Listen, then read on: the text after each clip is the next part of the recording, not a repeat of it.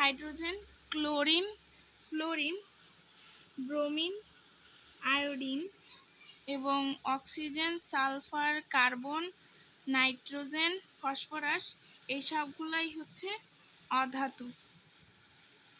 এর মধ্যে hydrogen, chlorine, fluorine, bromine, আয়োডিনের যোজনী হচ্ছে 1।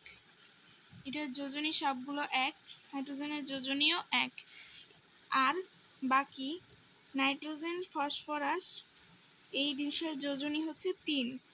অন্যদিকে সালফার এবং কার্বন এই দুইটার যোজনী 2 এবং 4। বাকি থাকে অক্সিজেন, অক্সিজেনের যোজনী 3। তো এই ছিল।